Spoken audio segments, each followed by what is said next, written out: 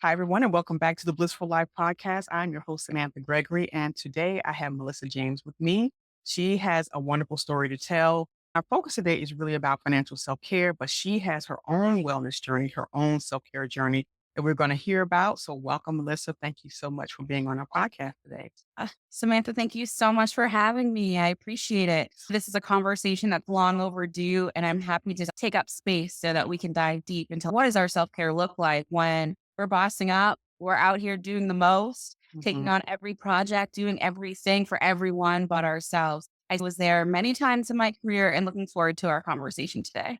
Absolutely. This is so exciting because you're reading your bio, and I'm not going to read it to everyone. I'm going to let her tell it in her own words. But just so you know, she is retired. Okay. She's retired and she's debunking the myth that you have to work for 40 years before retirement. We're going to hear a little bit about that too. But first, Melissa, I would love to hear about who you are, what you do, and then we're going to go into your self care and wellness journey and how that has evolved over time. I'm Melissa James, founder of the Real Career Revolution. We talk about how do we get to financial independence in a smart way. I grew up here in Boston. I'm a Boston native. I come from a Jamaican heritage. I'm West Indian 100%. So my mom is Jamaican. My dad is from St. Kitts Nevis. So I've always had that immigrant work hustle embedded in me. I've always worked multiple jobs, always nervous. What happens if you lose one job? You need to have a little backup in case. So always constantly thinking almost in a mode of scarcity Yep. when it came to my relationship with work. And it Mhm. wasn't until I graduated from UMass Amherst back in 2010. I then was on my way to law school thinking like, okay, I'm going to be a lawyer. I'll make my parents so proud, make them so happy. We won't have to worry about our financial struggles anymore. And it was in the middle of the recession back in Okay. 2010.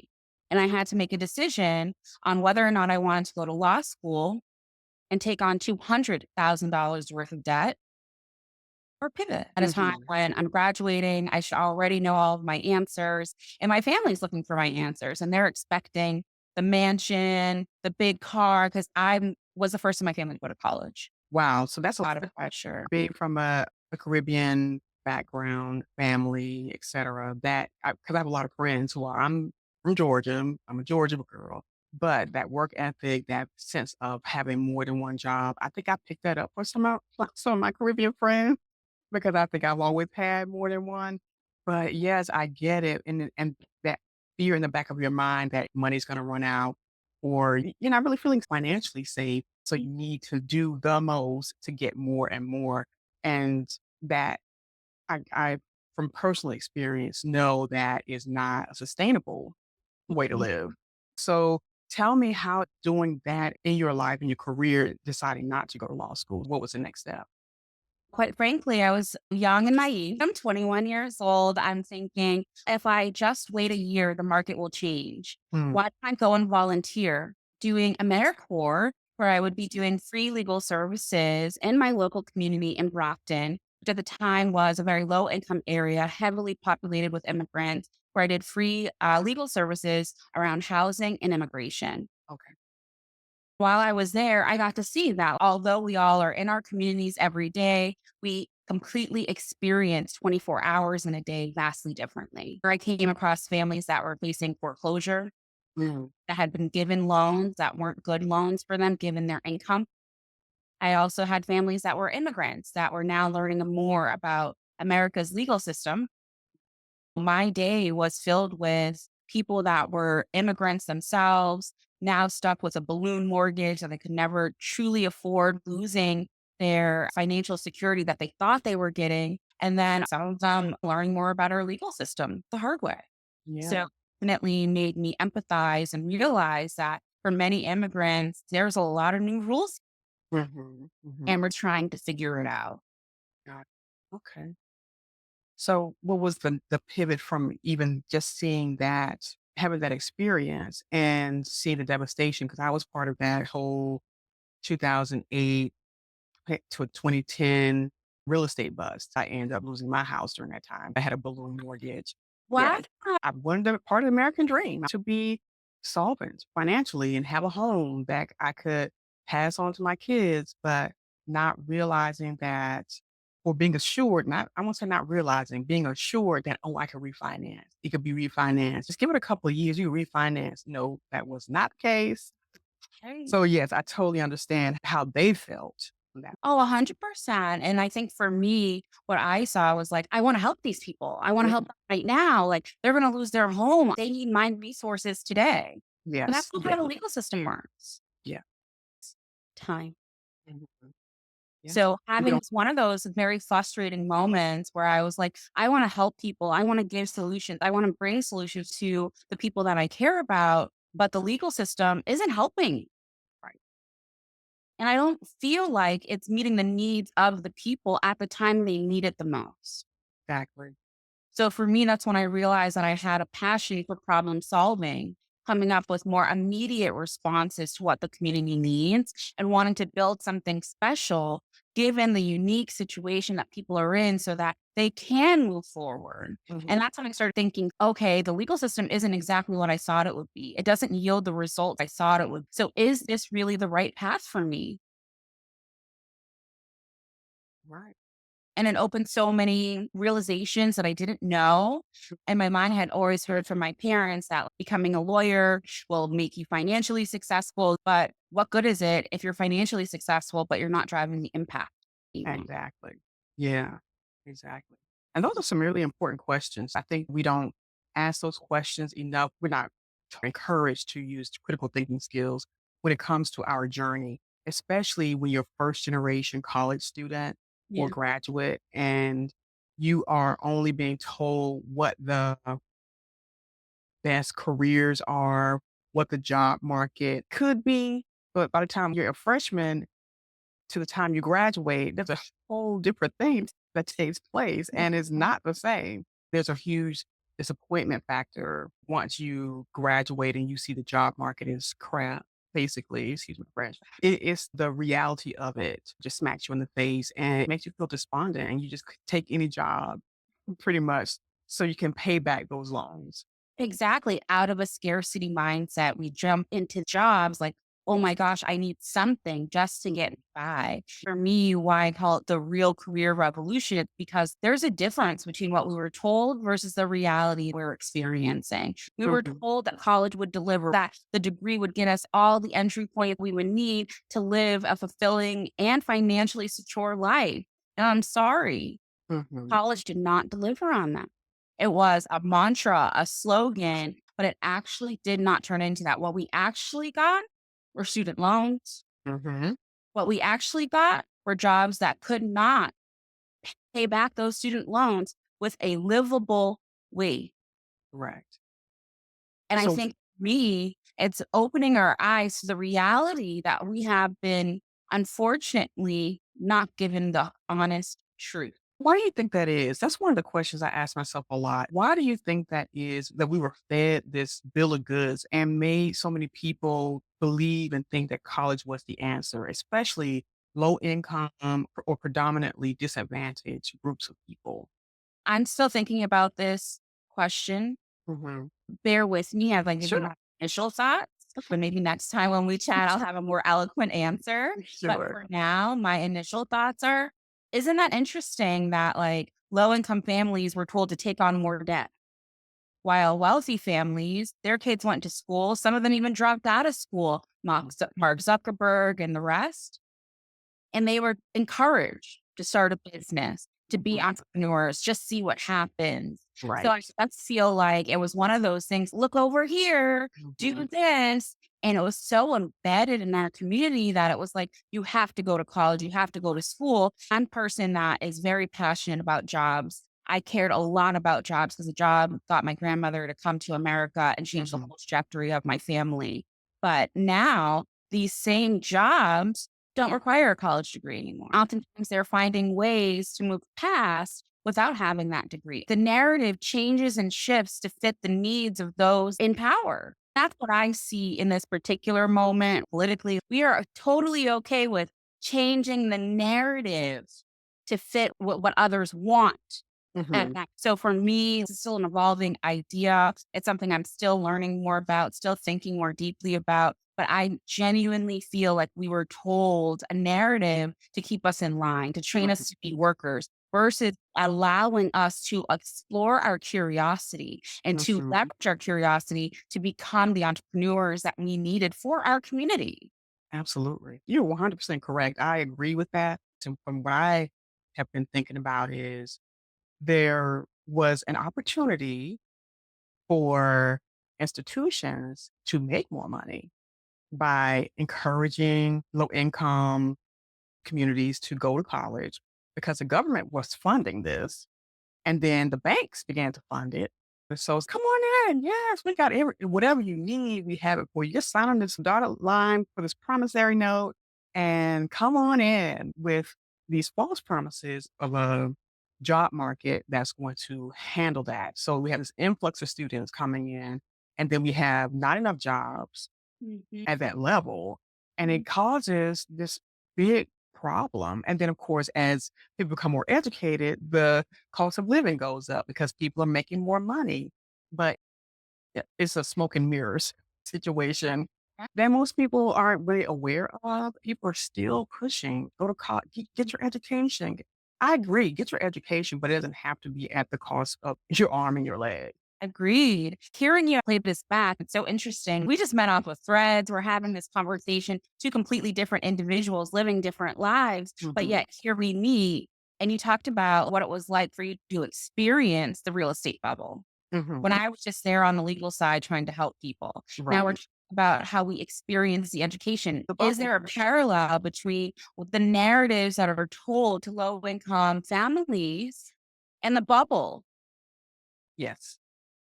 There's absolutely a parallel there that I wasn't even noticing or seeing at that moment, but it was buy a home. That was a Mhm. bubble and a lie. Education Yep. was a bubble and a lie. So Mhm, how do we now, I think at this particular moment, and this is maybe why I call it a revolution, because it's like mhm. now the wool is no longer over my eyes.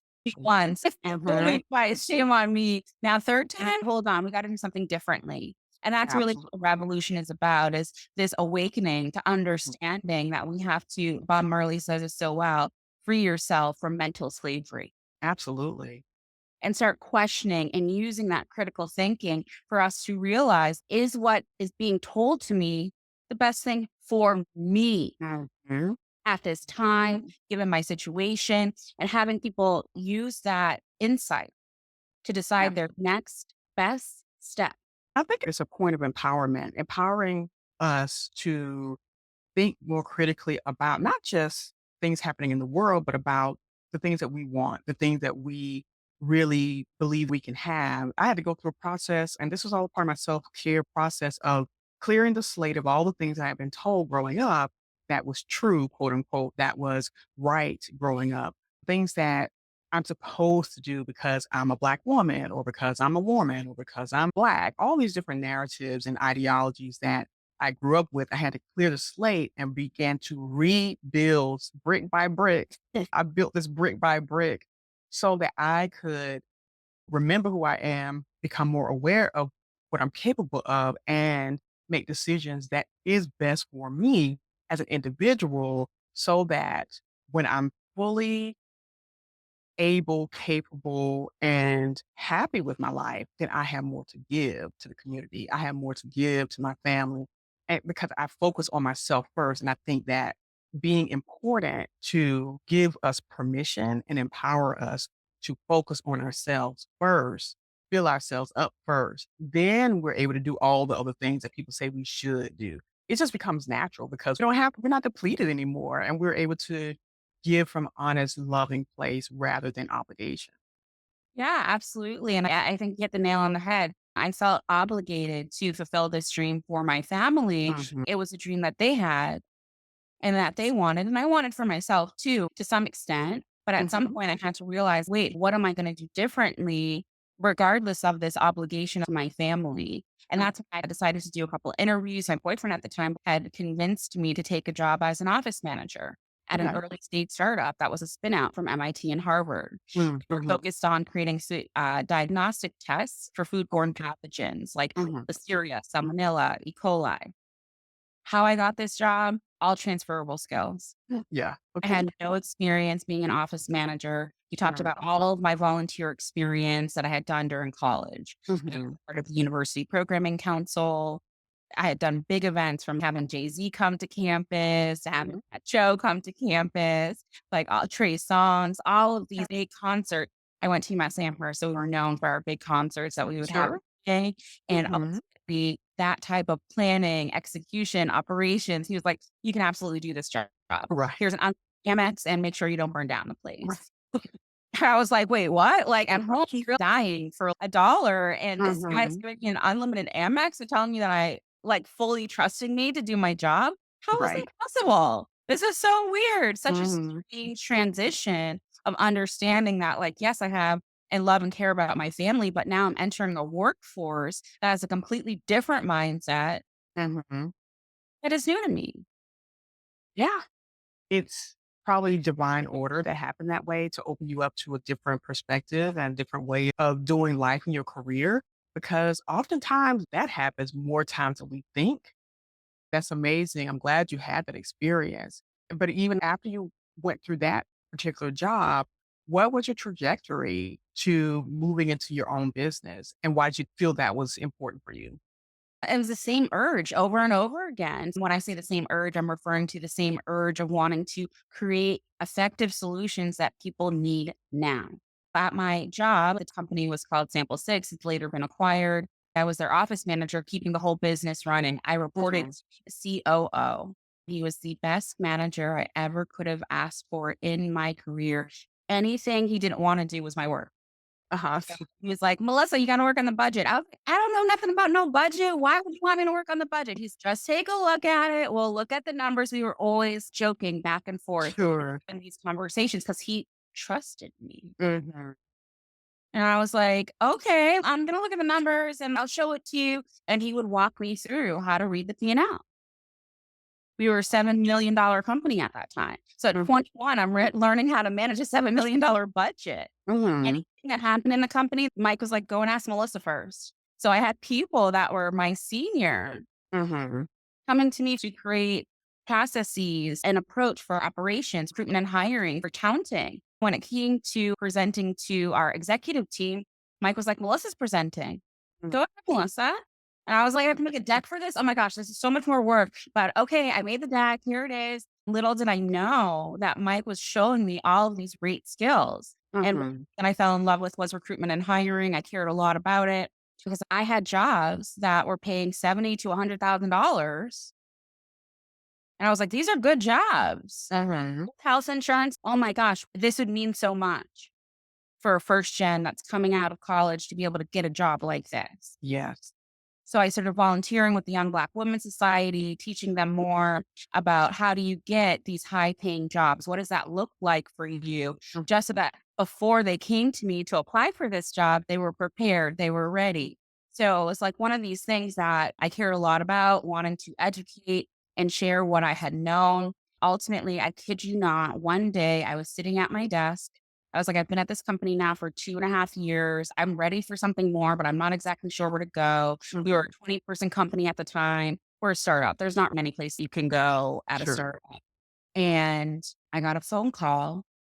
It was from a California number. It was a recruiter from Google. She was like, "Hey, I think you'd be a perfect fit for this job opportunity at Google where you would be recruiting underrepresented software engineers into Google. I think you'd be great at it. You've done a lot of work with the Young Black Women's Society, teaching them about resumes, something that I was just doing out of the kindness of my heart. Can you get me your resume tomorrow?" I'm like, "What?" I don't know. Is this a scam? I don't believe it. Right. Like, no, it's not a scam. Like, I want to get your resume in, yada, yada. Me and my sister, sure enough, were up typing up that resume, making sure that it was perfectly aligned to this job description. You would be a Mhm. fool not to call me. Yeah. And really, the rest was history. I got that job at Google. Wonderful. I love that. I call it the giving cycle. You were able to give of your talents and then receive. But I'm sure there was a lot of gratitude in between as well to be in a position where this German man is giving you these opportunities to learn about the business and then for you to teach women who don't have any idea how to do a resume, how to get ready for an interview, how to dress for an interview, and then being seen by Google to have them come and recruit you. That's amazing. I love that. I worked for Google for a couple of years too, as a contractor, but at Google, Same. I had all the Google things. I'm always excited to hear how these little synchronicities happen and how you're able to get yourself in this place where you can thrive financially, physically, emotionally, all the things. Even in that career shift that happened for you, did you find that you started to blur the lines between your work life and your personal life, and did it become overwhelming at any point? It didn't start at that particular moment. When I got my job at Google, it was like, oh my gosh, this is amazing. This is wonderful. This is my gold star. My whole family was Mhm. over the moon. My dad was like, this is the best company in the world that you could be working for at this time. I'm so happy. And I was expecting to get a manager like Mike. And that's not what I received. I had a very hands off manager who only cared about partying and Mhm. giving me advice. The coaching and support that I needed in order for me to get my footing, Sure. large company. And then all of a sudden, I was the hire that didn't go to Harvard. Mhm. Some of the girls on my team, quite frankly, didn't like me. I Mhm. remember asking on my first day, getting to know one of my colleagues, and she was like, what do you want to know? Just like Mm. that. I swear Oh. to you. And I was like, it's my first day. I don't know what I don't know, but hi, Mhm. how are you? I'm Melissa. Would love to get to know you. She's so rude. And then all of a sudden, I had come from this warm and welcoming space. And now I'm in this environment where I'm not supported the way that I was beforehand. I'm getting aggression and not even passive aggressiveness. This is aggression. I remember calling Mike crying, being like, you're not nice. Mike and I go out for dinner. I'm charged with diversity recruitment. To your point, maybe this is when the line started to blur a little bit. And Mike was like, so I'm going to start this diversity recruitment thing. I'm really nervous about it because people aren't nice here. But anywho, I have to do this recruiting for HBCUs to get students in to Google. He's like, oh, okay. And I was like, I had this really tough situation where one of my candidates was coming into Google. She had a 4.0 GPA from an HBCU and she left the interview from Google crying. Oh. I was like, "That's not what I signed up for here. I Mhm. signed up to empower Black students to come into Google, for them to showcase their skill set and for them to get hired. Why is Right. this young woman walking out of her interview crying?" And Mike goes, "Did she get the practice guide?" And I was like, "What are you talking about?" And Mm. he's, "There's a book, How to Wow. Break the Code." And I was like, "What?" And he was like, yeah, there's a whole book about how to do coding interviews and how best to set yourself up and practice for them. Wow. I had never been more livid. This whole time, these kids were reading a book, and then this Mhm. young woman had no idea. I didn't know either. Never heard of Right. that. But wait, hold on. You're setting her up for failure. You're setting me up for failure. Mhm. Oh, this is what I'm walking into here. I, Right. something different than what we were told versus the reality that we're experiencing. She should have, if we all go to the same school, we're all paying for college. Why is it that she's not able to do a coding challenge just like every other student? Mhm. Something here is off. The information that we were given was different. Mhm. I Mhm. just remember being like, I'm so upset with this. I ended up talking about it with my manager. We discussed, hey, this is what's happening. I feel like my HBCU students need more support, more coaching. They're going to have to know more about this book, practice in the book so Mhm. that they can at least have a chance. Sure. Yeah. And this is when they start going to their manager's manager. Wait, that's two levels up. And I'm new here. My spidey senses are like, if I write everything down, they're going to just take it from me. I would like to present this to senior leadership on my findings and my approach. How long would it take before I could lead a project like this? Mhm. And they were like, 5 years. We can't guarantee that. Again, my students need this solution now Mhm. Mhm. because what you're doing isn't fair to them. I just remember shortly after that, all the tech companies started to release their diversity data, showing that they were just 1% Black, 30% women. Mhm. And I was just like, oh my gosh, it's like a neon light right in front of me. So that's when I decided to leave and start Tech Connection, Okay. which was focused on helping diverse talent get jobs at tech companies with coaching and support and guidance. Hmm. So it was absolutely one of the most amazing things, the best ride of my life. But that's when my wellness started to change. I was so excited about starting my business. And you need that excitement, right? Mhm, That mhm. adrenaline to keep going, to do a million things more than a normal Yes. regular person would want to do in their day. You need that. I had so much energy, so much enthusiasm. I believed in the change, and I still do. But that's when slowly I had taken on too much. Mhm, I started experiencing heart palpitations. I was like, oh, that's weird. What's mm, that? mhm, I'm not even up. I'm not running. I'm just sitting at my computer and my heart's racing. mhm. That was the first sign of my health starting to change while I was working on my own. I Got won't it. tell you that it stopped there, but I had a series of health changes that made me realize I need to be mindful that my health can change at any given moment, Mm, depending on stress that one I put on myself, right? Because I'm an overachiever. I want to perform. I want to do well, but also mm. there's always going to be more work to do. Yeah, yeah. So for me, it was probably starting when I ran my business. I worked with Ayanna Presley. I launched a Mm, conference. I had 27 executives from Fortune 500 tech companies come and share with young and mid-career individuals more about what their experience was like. What were their okay. challenges as an executive? Beautiful moments that have Mhm. forever shaped my career, getting high tech companies to sign up, Uber, Spotify, Akamai Technologies, all of these amazing companies that were like, we can't find diverse talent. And then here I would walk in with 200 Right. people that were interested, wanting to learn more. Mhm. So he was always constantly trying to, here's your narrative, but here's the reality of Yeah, what's going on. For me, I felt so inclined. That type of work ethic continued to compound. I launched a nonprofit, was an HBS professor. Now we have a nonprofit called Hack Diversity that helps mm, students from 2-year colleges and 4-year colleges get their first internship okay. at a Fortune 500 tech company, changing their trajectory so that Right. they're on the same par as an MIT grad. Mhm. These are some of the things I did because I noticed that these shifts need to happen to set people up for success Right. as they're going through their journey. For me, Tech Connection was fantastic, but I was going pretty hard at a pretty fast clip for a Mhm. long time to the point where people that see me now were like, I always wondered, when did you sleep? And Yeah. I was like, baby girl, I didn't. Mm, mhm. I was from the moment from when my eyes opened to when I went to bed at night. Mm, mhm. I had a boyfriend tell me on the day of my conference, I don't want to be Mr. Tech Connection. Okay. Broke up with me on the best day of my career It sounds like sabotage. That's to me. or insecurity. That. Yes. Yeah.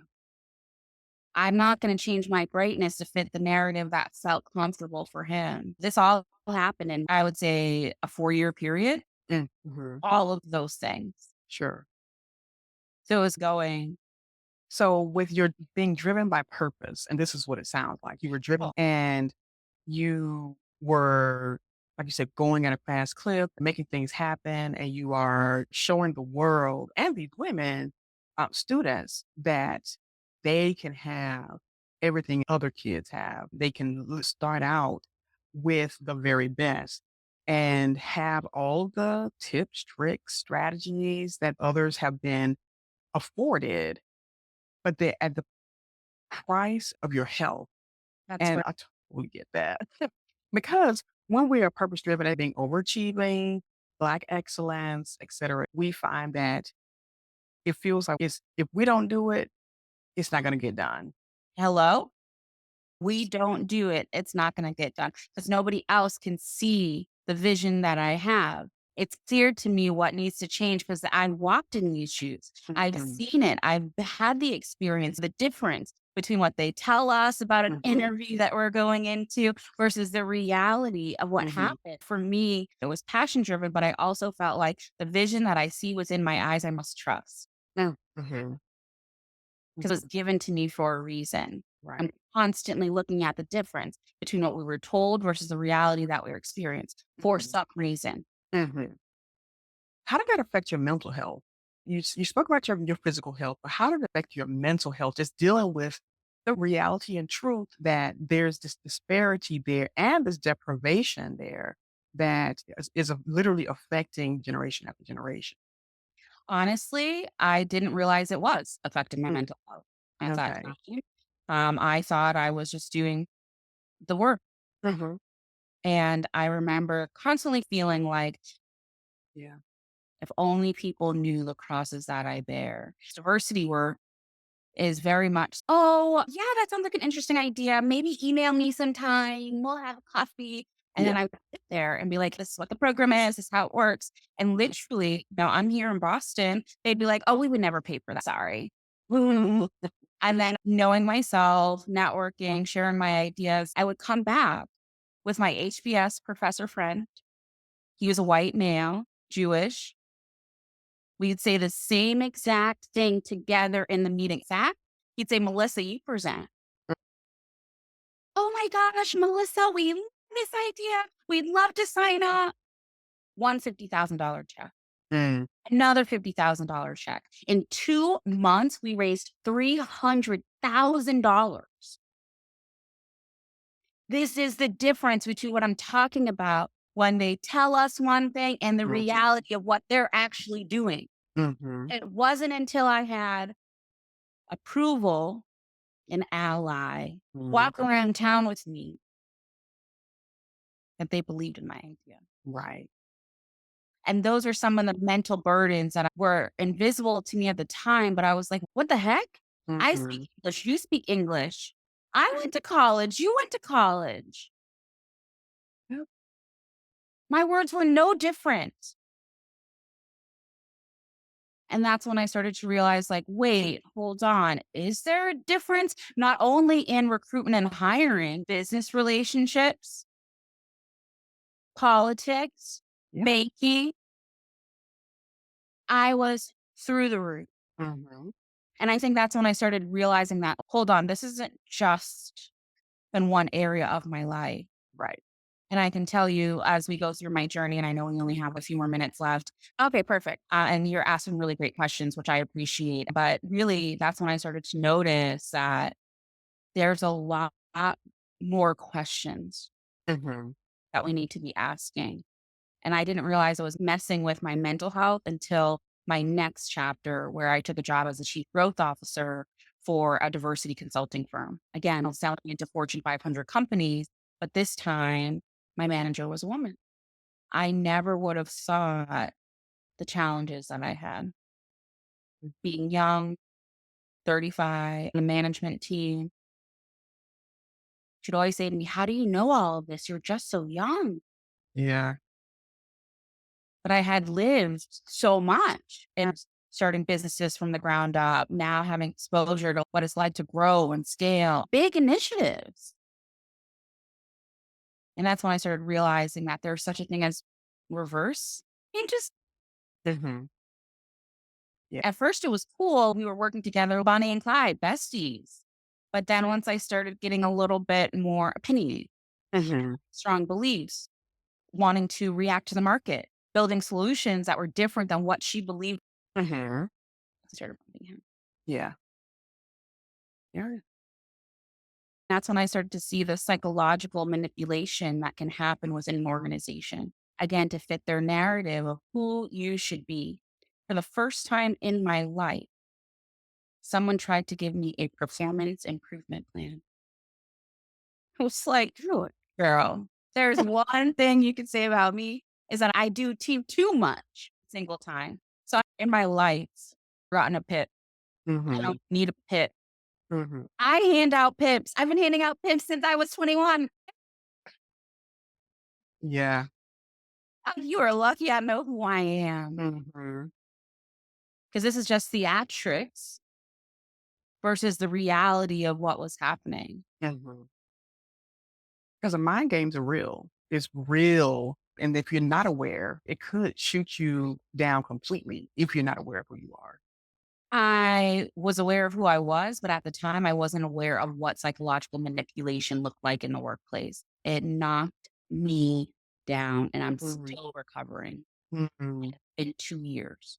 I ended up talking about it with my therapist. This Mhm. person's telling me that I'm not performing well. But I did this. I doubled their revenue in 2 years.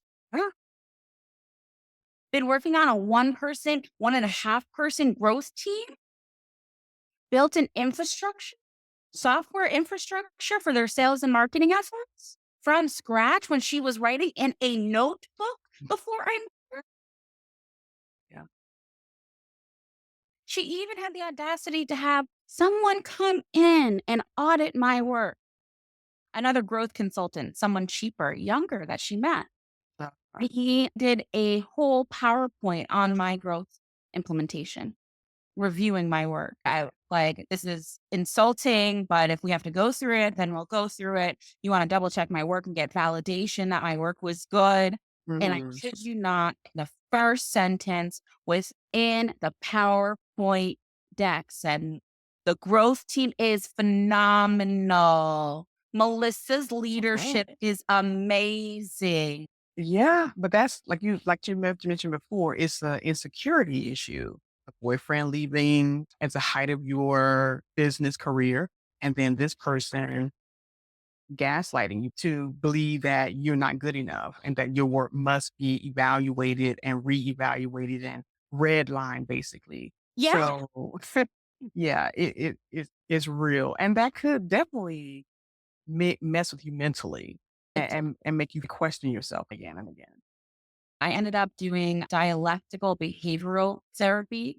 Typically, DBT is known to help you with emotion regulation. Okay. It can be used for people that are experiencing urges or suicidal ideation, but Mhm. also can help you regulate your emotions in your everyday interaction. I'm a Jamaican woman at heart, so I can get a little spicy when I'm ready. But doing Gotcha. DBT therapy helped me to express my emotions through frustration.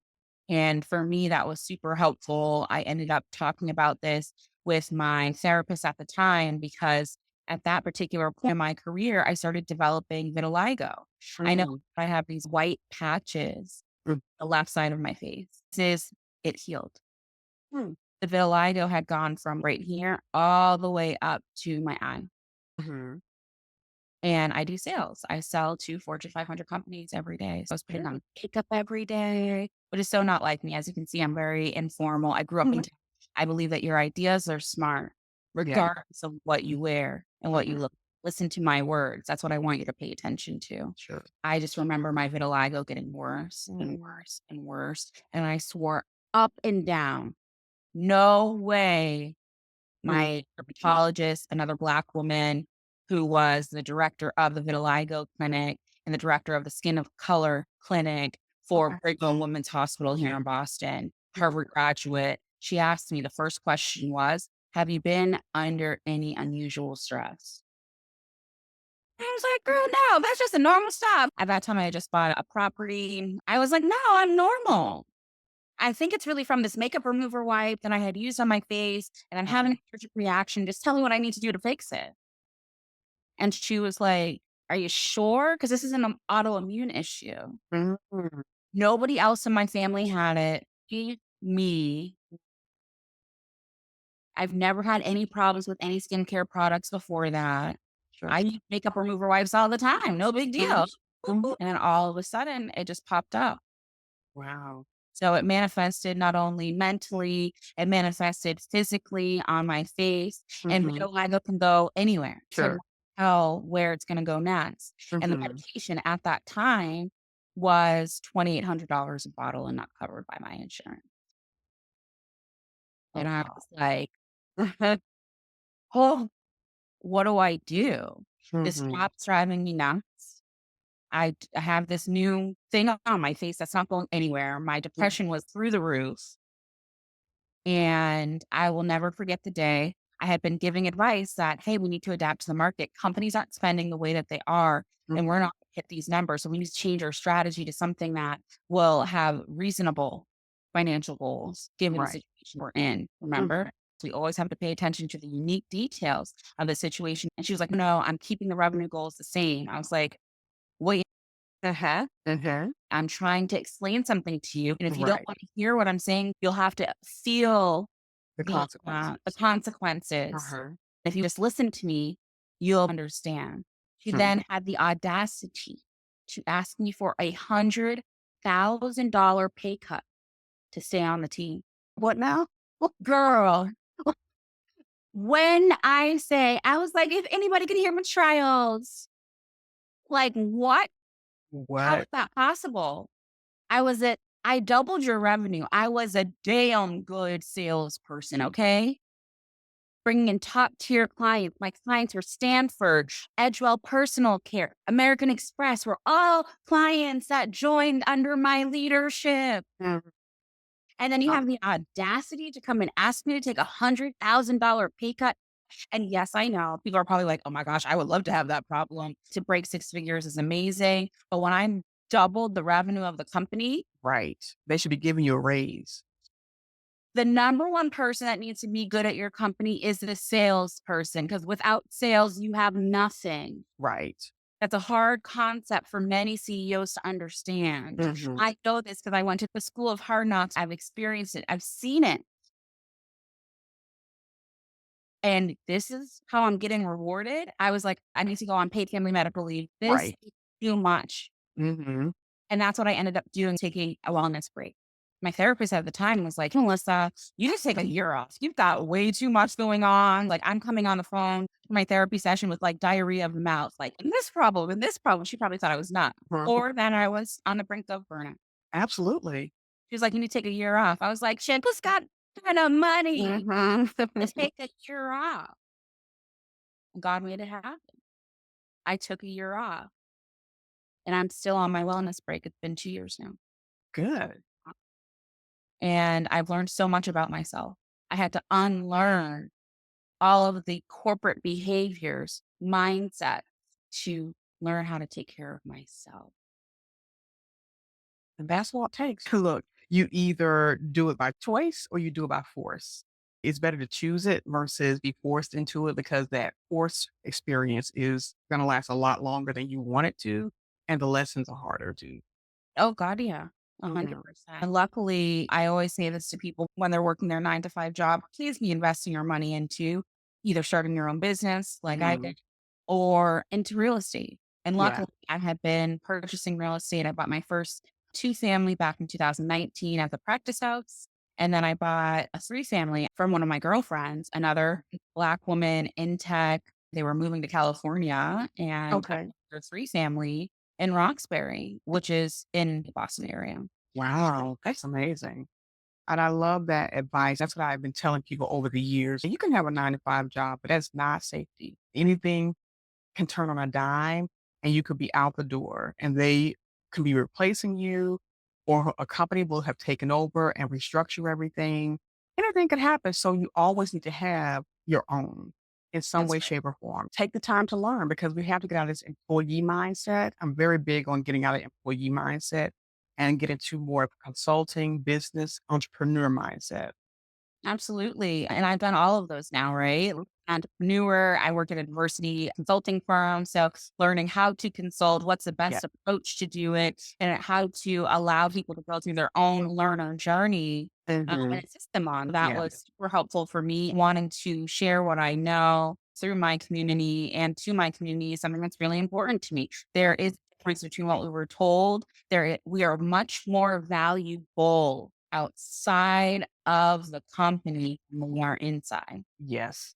Because inside a company, they get to dictate to you what you're worth versus you having your own business, you becoming a consultant and you get to dictate what you're worth. That's right. I reflect back on my time running Tech Connection and what that was like. Using my energy when I was between 25 and 30, Mhm. I had so much energy. So much Yes. energy. And that's when I wrote my first book. Okay. It really helped people to understand a little bit more about what does it entail to get your own real career. And that's Mhm. something I care so much about. Honestly, it's a guide to designing a life that you'd be proud of. I share so many stories from underrepresented professionals that really were trying, Mhm. but they couldn't see the opportunity in front of them because one, maybe it was in your mind that, oh, that opportunity is not there for me. But Uh-huh. two, you didn't have the support or encouragement to say, "Oh, this opportunity is there." So this is more like a self-help book to help guide Mhm. you through where were those opportunities? What did you do? And what would you do differently now that I've explained to you what this opportunity is? Sure.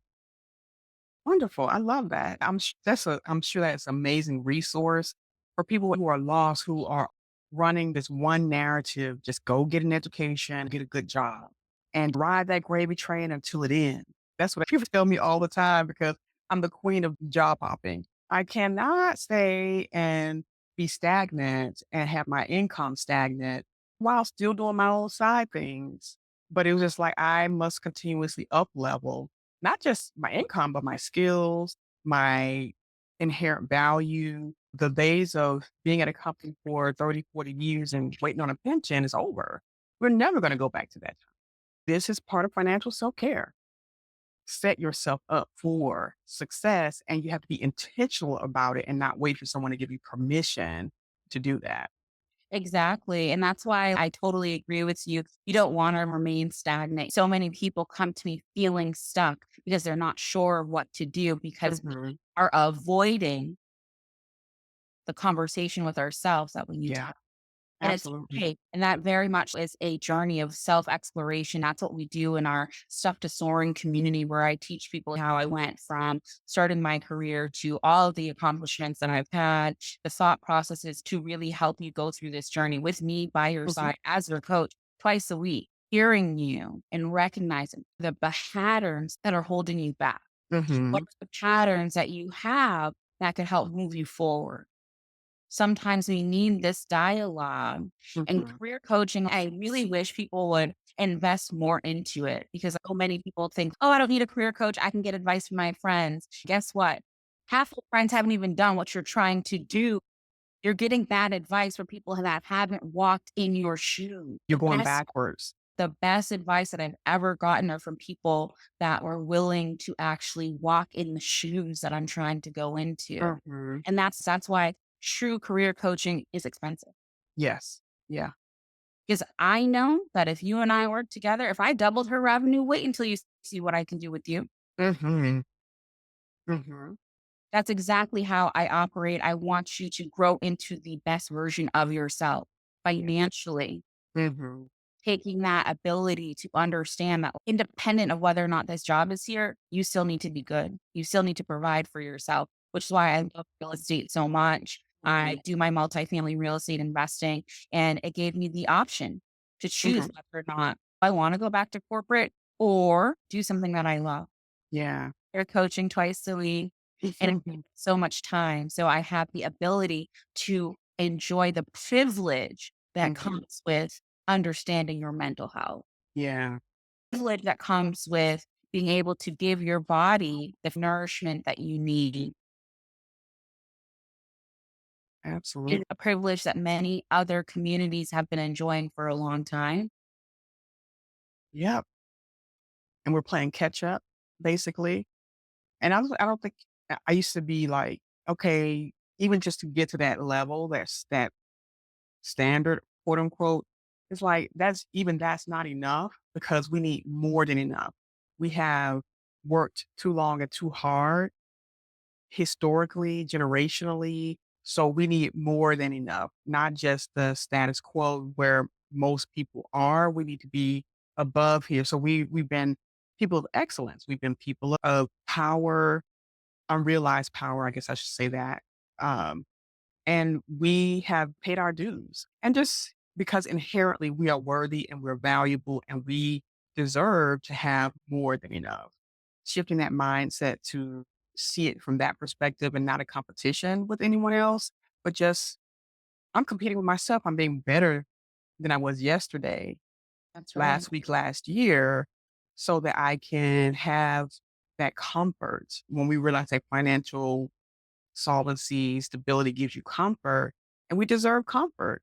Then we can give ourselves a permission to go get the career coaching, Mhm. invest in ourselves, make decisions that are for us, like I mentioned at the top of the show, So I'm really glad that you have come to this full circle moment where you are now pouring into others. It's a valuable pour where people are required to invest, to make that decision and invest in themselves because without that, they're going to be staying in the same place and talking to the same people who are struggling just as much as they are. Thank you so much for offering that. Yeah, absolutely. And for me, what I care about now is impact. How many people can come to this realization so that they can start their own revolution? Hmm. It's liberating when we understand the value that we bring. It's liberating when we know Yes. that our voice will be heard. I want this liberation to happen. So joining my coaching program is $49 a month. Hmm. If you can afford to go out for dinner one night, that's all I want from you. Right. It's not meant to be super expensive. There's no way I could figure it out in my budget. What's Hmm. stopping you when you have access to an expert that can meet you where you are, Hmm. guide you to your next best step? Yeah. That's what I want to be known for, is that I met my community where they are Hmm. in this present time, and I wanted to be a support to them because I would have died to have this version of me when I Hmm. was didn't know what I was doing in the first 10 years. The first 14 years of my career, I had no idea what I was doing. Hmm. Now I know better. I can do better. And if that's what I did when I didn't know, Oh my wait until gosh. you see what happens when I do know. Hmm. When I Hmm. get to that next level of wanting to share the message Yeah. that I see in this moment. And I know many people feel, of course, in this political climate, many folks are feeling down, feeling like, oh my gosh, how did she not win? Hmm. But Kamala, this woman is so powerful. Hmm. In the shortest presidential election in history, 107 days, with the right support, with the Hmm. right advocate, 92% of Black women. Hmm. She raised $1 billion. And I Give think credit where credit is due. absolutely. Had she had more time, Hmm. I believe we would have had a different outcome. Yeah. But I'm just highlighting and giving kudos and flowers to the other side of this conversation. What did she do right? Hmm. Hmm. And what can we learn from her Yeah. when Black women are supported, funded? Hmm. We understand the assignment of what we need to do and that we're much stronger than what people think. Absolutely. Not to be underestimated anymore because that was phenomenal. And just the amount of money raised in that short amount of time when she announced that she was going to be running. But that's a whole nother conversation. My only hope for her now is that she has taken several naps, that she is getting much rest after this, and that she's able to recover. Because I know it took a toll on her mentally, physically, emotionally, and that she's able to really get to the space where she is feeling refreshed, renewed, and she can leave the White House with her head high because she did that. She did Mhm. that. And that's why I'm reflecting, and I'm sure many people are. From my perspective, I'm proud of you. Mhm. So proud because they gave you the most difficult situation, expected the most, and you did the best you can given the Mhm. situation that you were in. Absolutely. Now, what happened? Now, what will happen when millions of Black women are inspired Mhm. to stop putting so much effort and energy into companies and corporations, but into Themselves. Yes. Yes. I'm excited about the opportunity, that level of inspiration we've never had before. Mhm. We're in a historical time where we have the choice Mhm. to believe in ourselves.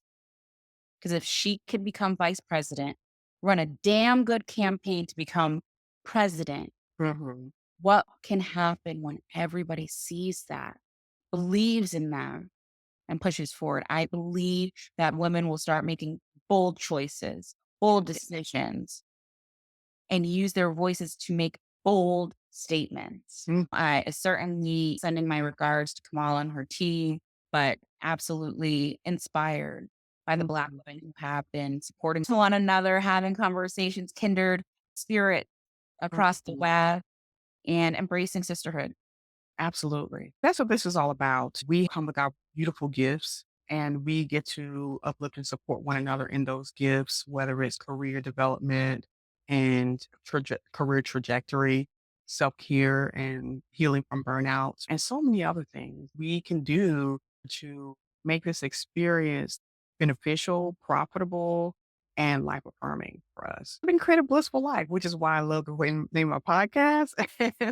'Cause we get to create this life that we want, and I think that's what's happening now. We are creating the reality that we want, and as we continue to do that, I know that even the younger generation is gonna be super impacted by it, and they're gonna have even more opportunities Oh my God. because we are giving them the blueprint, the license, and the permission to do it whatever they wanna do. That's right. Yes. I love So it. thank you, Melissa, so much for being on the show. You did mention that you have your coaching program that you're offering. All the information about that program is in the description below. So check it out.